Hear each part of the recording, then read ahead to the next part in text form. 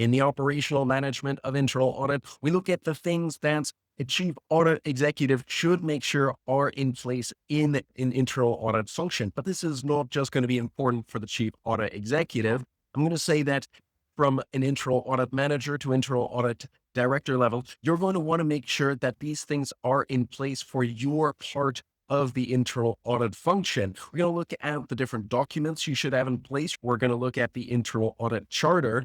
And this is going to be very practical. This is really the things you need to have in place. So if you are putting this in place within your own internal audit function, this is going to be very pragmatic, good advice that you should definitely follow from the Institute of Internal Auditors. So let's look at these different steps. So we need to make sure that there are appropriate policies and procedures. We're going to get into details over that we're informing management about the different risks and internal control effectiveness procedures. We're going to make sure that our internal audit function is well managed. And then finally, we're going to look at making sure that a risk-based internal audit plan is in place. So right now, we're going to just be looking at the policies and procedures. Right. Well, for one, you could say that, yes, if you're following the Institute of Internal Audit standards, the 2025 procedures, then you're going to want to make sure that you are following Domain 3, governing the internal audit function.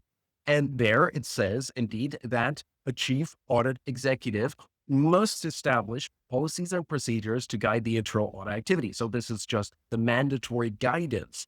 But the implications of this is that you cannot simply have a function that works on, let's say, knowledge from previous audits, or it can just be an internal audit function that is based on repeated experience.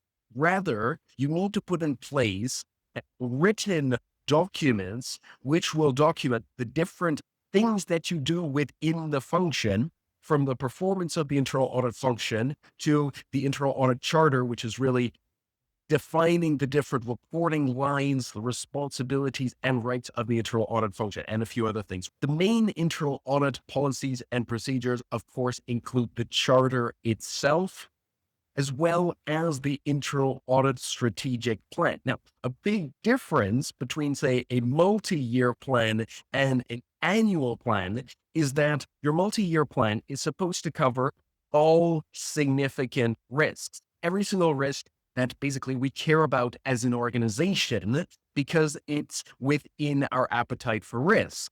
So we're not going to care about completely insignificant risk, but every other significant risk should be covered within a certain number. It might even just be 1 year, or even something that's less than 1 year in the most efficient departments. But over a certain time period, we have to look at every single risk. And some of these we're going to look at every single year. Sometimes it's going to be every 2 years. This can be a 3-year internal audit plan. I wouldn't say that you should go above 3 years, but you could imagine in certain organizations a 5-year internal audit plan. I haven't seen that. I think 3 years tends to be the norm nowadays, though internal audit functions are going towards shorter plans. Those certain number of years cover all significant risks. And then on an annual basis, for even something that's shorter, you could otherwise call it a period internal audit plan, or even a tactical internal audit plan. You're going to look at the precise audits that you are going to perform in that period or in that year. And then the final document is going to be your internal audit manual. And I've seen a large spectrum of different manuals, from 150-page manuals for large internal audit teams to things that are shorter, pragmatic, and really based on the exact size of the department that you are looking at. Let's move on to the internal audit charter. This is a key document for the internal audit function.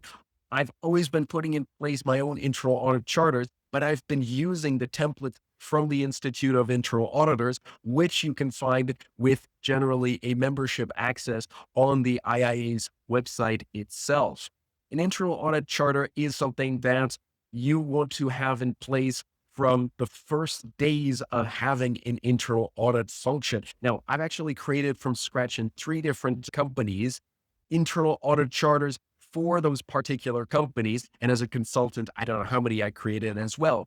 but it is crucial that you put these in place right at the beginning, because without it, you wouldn't have an understanding of a few things like the independence of the internal audit function. Independence are the things that affect an internal audit function and allow the function to give unbiased opinions. It will help prevent threats against the members of the internal audit function and allow the internal audit work performed by the function to be hindered from different threats and pressures that it could face. At least you should have it on paper. And after that, the work is going to be to have it in reality as well, what we call in appearance and in fact. So for the in appearance, we have an internal audit charter. This is the document which gives the independence as well as the position, reporting line, and accountability of the internal audit function and of the chief audit executive. Generally, it's going to say that the internal audit function reports to the board of directors or a subcommittee of the board of directors called the audit committee, or it could be called the audit and risk committee. I've seen a few variations. What's important is that it doesn't report to, say, a member of management or even to management as a whole. Functionally, it should report to a board of directors. Notice I just said the word functionally because that means that the, say, appointment of the chief audit executive, the determination of the plan, the resources, the budgeting, all of that is within the functional reporting, and all of that should be to board of directors or the audit committee. Whereas administrative reporting might be defined in an internal audit charter as well, and that could be to a member of management, let's say the CFO, or let's say the CEO. It determines the position. So indeed, where we are in the organization, you could even imagine that it's not going to cover everything. Now, you can actually fully legitimately have a charter, for instance, for, let's say, the IT internal audit team. I have seen that separately, and that might report one level up to a higher internal audit team. Likewise, you might have an internal audit charter at the level of a particular entity. Now, what I've seen is a financial sector entity, in my case, a bank or financial institution, that would have its own charter that would be to satisfy not just the regulator, but to say that for that entity, you have a charter. The scope of that is going to be within the operations of the different operations that you're looking at there. And it might report to a higher internal audit function within a group. So you have an internal audit charter at the level of, let's say, a European or an Asian entity or a certain country that is going to be reporting to something larger. And that's absolutely fine. The mission of internal audit, now that's actually given by the Institute of Internal Audit, and it is to enhance and protect organizational value by providing risk-based and objective assurance, advice, and insight. You could modify that, but I think the definition from the Institute of Internal Auditors is very good. Where you might say it might differ is that, let's say, an audit committee only wants assurance engagement and has decided for one reason or another not to allow consulting engagements. That would change that mission a little bit. So you could have changes on that particular level.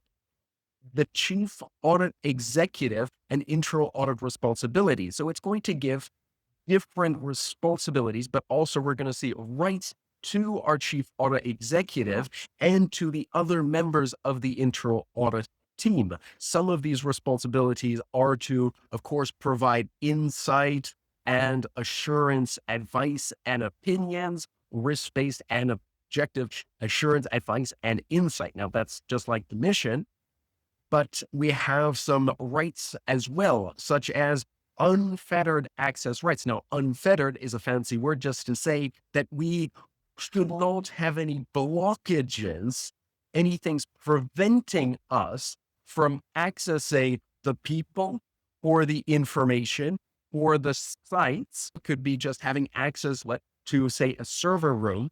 So having access to all of those different things that will allow internal audit to perform its work. It doesn't mean that you have access to necessarily everything without good reason. So internal audit would not, let's say, be able to ask for all of management's salary information, all of their big bonuses being disclosed, unless it is important for the particular work being performed by internal audit. Now, maybe for, let's say, the salary of management, this could be a particular request from the audit committee to review remuneration. And in that case, even the CEO's salary is something that might need to be disclosed to the internal audit team, but only if it has a legitimate business purpose to actually disclose that kind of information. Other things like the right to contact or other rights. So a right to contact is that you're allowed to talk to different people within the organization or who in some ways are connected to the information. Of course, all of these things should have a reasonable and legitimate business reason. Let's look at the annual and strategic internal audit plans. Now, again, I said there are two of these, our internal audit strategic plan and our annual plan.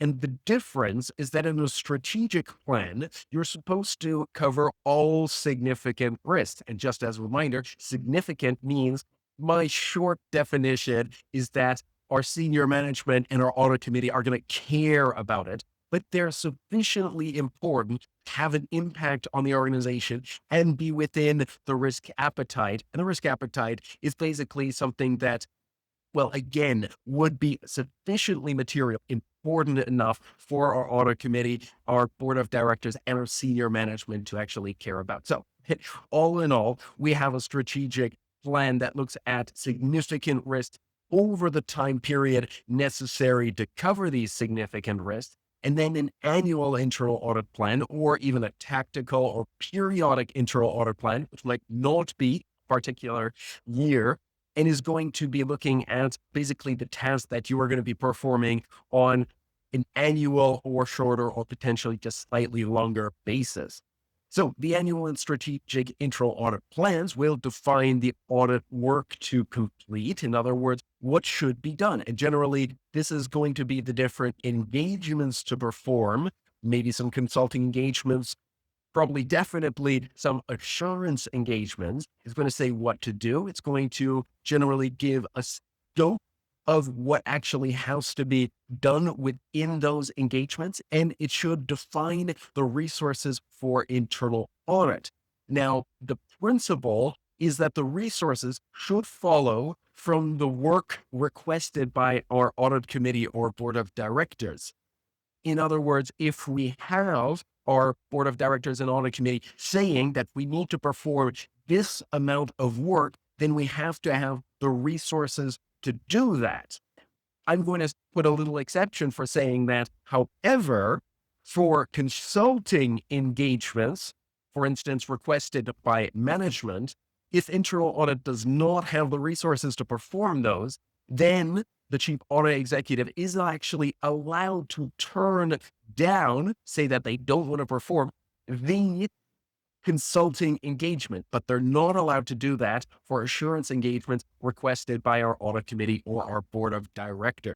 Let's look at the final set of documents from the internal audit function, and this is going to be our internal audit policies and procedures. Now, the main policy, of course, is our internal audit charter, but you could have other things. But the big one here is going to be our internal audit manual. Our internal audit manual describes, for instance, the organization and management of the internal audit function, the planning and budgeting procedures. I'm not saying how much they get, but basically what the procedure is to get those resources. Remember, the resources come from the work requested to be performed, and a risk assessment methodology. I'm not going to even say that this list is complete. It is going to say different things that are going to help, let's say, the different actors within the internal audit team or even outside of the internal audit team understand what internal audit does and the ways that different tasks can be performed.